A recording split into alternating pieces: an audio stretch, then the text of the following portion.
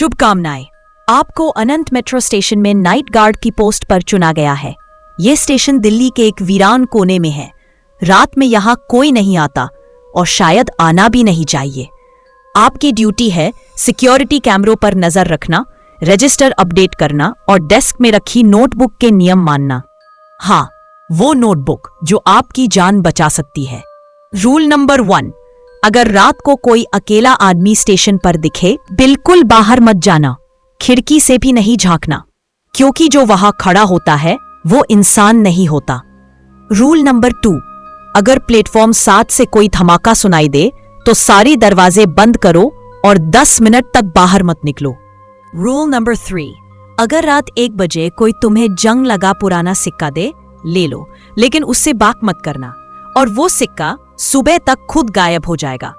Rule number 4, अगर रात में कोई पुरानी मेट्रो आकर रुक जाए तो उसके अंदर मत जाना और यात्रियों की तरफ देखना भी मत, क्योंकि वो इस दुनिया के नहीं हैं। ये सब नियम याद रखना जरूरी है, क्योंकि एक गलती और आप गायब हो सकते हैं। और हाँ, आखिरी नियम, अब आप ये नौकरी छोड़ नहीं सकते। अगर आपने कोशिश की भी तो वो मेट्रो आपके घर तक आ जाएगी।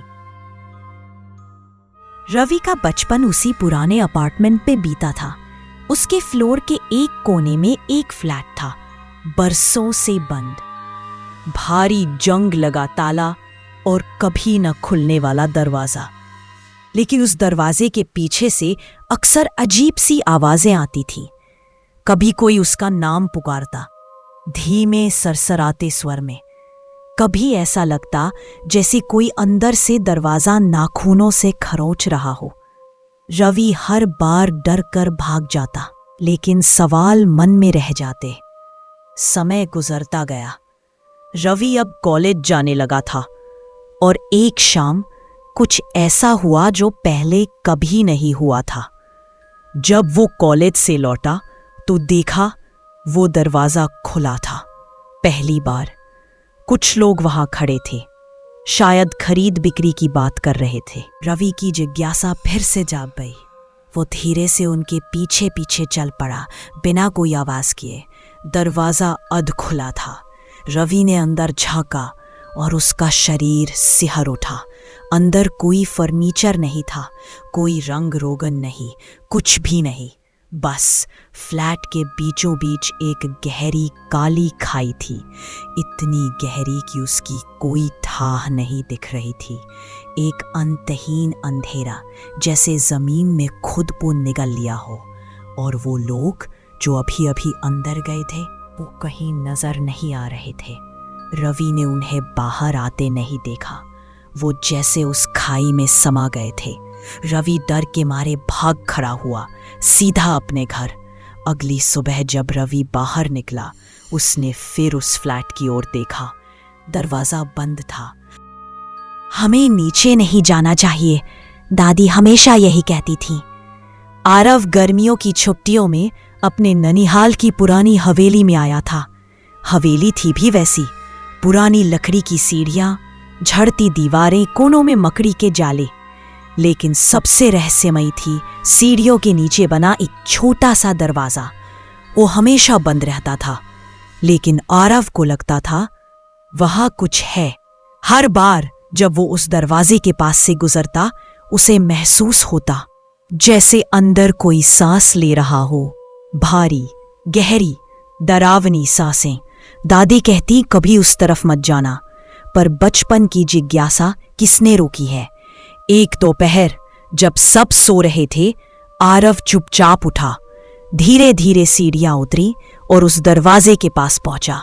अजीब बात थी, आज वो दरवाजा थोड़ा सा खुला हुआ था। उसने हौले से उसे खोला। अंदर खूब अंधेरा था और जैसे ही उसने एक कदम भीतर रखा, नीचे की जमीन गायब थी। वो सीधे किसी ढलान पर फिसलता चला गया और जब रुका तो पाया कि वो अब हवेली में नहीं था। वो था किसी सीलन भरी सुरंग में।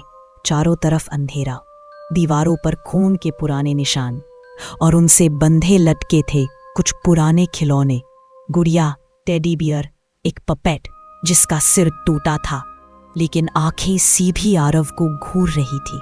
तभी पीछे से दरवाजा बंद हो गया। आरव ने दौड़कर उसे पीटा, चिल्लाया, लेकिन बाहर कोई नहीं था। और तभी वो सांसें फिर सुनाई दी, अब और पास और भारी, और फिर एक फुसफुसाती आवाज, अब तुम भी यही रहोगे जैसे बाकी सब रह गए। उस दिन के बाद आरव को किसी ने नहीं देखा। कभी उस शीशे में मत देखना बेटा। नानी की ये बात अन्वी को अब भी याद थी। गर्मियों की छुट्टियों में पहली बार वो अकेले अपनी नानी के पुराने पहाड़ी घर आई थी। एक शांत सुनसान कस्बा, लकड़ी का पुराना घर जहां हर चीज में जैसे वक्त थम गया हो। घर के ड्राइंग रूम में एक पुराना आईना था, भारी लकड़ी की फ्रेम वाला, धूल से ढका हुआ। वो आईना जैसे कुछ छुपा रहा हो। अन्वी ने नानी से पूछा, इसमें ऐसा क्या है? नानी ने बस इतना कहा, ये तुम्हारी परदादी का है, लेकिन इसमें कभी मत देखना। रात हुई, घर सो चुका था, लेकिन अन्वी की नजरें बार बार उसी आईने की ओर जा रही थी, जैसे वो कुछ खींच रहा हो। वो उठी, धीरे से पास गई और अपनी उंगलियों से धूल हटाई, और तभी उसकी रूह कांप गई। आईने में कमरा तो वही था, लेकिन वो अकेली नहीं थी। उसके पीछे कोई और खड़ा था, एक लड़की, बिल्कुल उसकी तरह, चेहरा, कपड़े, बाल, सब कुछ वही। बस उसकी आंखें एकदम काली थी और होठों पर एक अजीब ठंडी मुस्कान। अन्वी ने डरते हुए पलट कर देखा, पीछे कोई नहीं था। लेकिन जब फिर से आईने में देखा, वो अब धीरे धीरे आईने के अंदर से बाहर निकल रही थी। अन्वी चीखी, लेकिन तभी आईने के अंदर से आवाज आई, अब बाहर मैं रहूंगी और तुम अंदर। सुबह जब नानी उठी तो अन्वी ड्राइंग रूम में खड़ी थी, शांत, मुस्कुराती हुई। लेकिन अजीब बात ये थी, उसका अक्स अब आईने में नहीं था।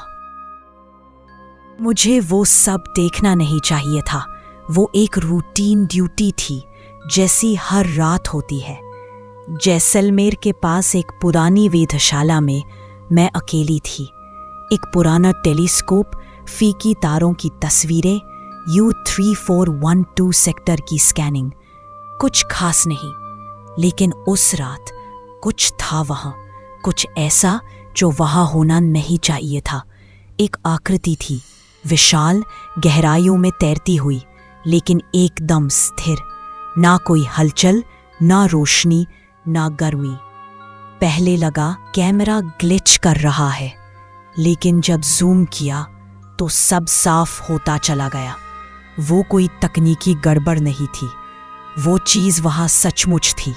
एक शरीर, या शायद कभी शरीर रहा होगा, अब खिंचा हुआ, टूटा हुआ, जैसे किसी अनजाने आकार में फंसा हो। वो ना सड़ रहा था, ना हिल रहा था, बस अंधकार में लटका हुआ, जैसे किसी का इंतजार कर रहा हो। मैंने पिछले डेटा स्कैन किए और वो आकृति पहले भी रिकॉर्ड में थी। बहुत हल्की, बहुत धुंधली। शायद वो हमेशा से वहां थी, हमारी नजरों से बस थोड़ा बाहर। उसकी कोई कक्षा नहीं थी, कोई गति नहीं, वो बस था। जब ये डेटा वैज्ञानिकों को दिखाया गया, पूरा रूम चुप हो गया। फिर धार्मिक विद्वानों को बुलाया गया और वो भी चुप रह गए। और फिर सपने शुरू हुए। हम में से कई लोगों को वो आकृति सपनों में दिखने लगी। कोई डरावना सपना नहीं था, बस एक अजीब सी ठंडक, एक अनंत सन्नाटा, जहां वो आकृति बस देख रही थी। हर रात, हर नींद, जैसे कोई बहुत पास, बहुत गहराई से तुम्हें देख रहा हो। कोई कुछ नहीं कहता था, लेकिन हम सब समझ रहे थे, वो मरा नहीं था, वो मारा गया था। अब वो सारा डेटा लॉक कर दिया गया है। सरकारी बयान आ चुका है, कोई ब्रह्मांडीय भ्रम, सिस्टम फॉल्ट। लेकिन मैं जानती हूं वो झूठ है, क्योंकि मैं उसे अब भी देखती हूं, हर रात, स्टैटिक में, दूर आकाश में। और हर बार वो थोड़ा और साफ होता है, थोड़ा और पास आता है। वो कोई तारा नहीं था, ना कोई ग्रह, ना उल्कापिंड। वो एक देवता का शव था, और शायद हम इंसानों को उसे देखने की इजाजत कभी थी ही नहीं।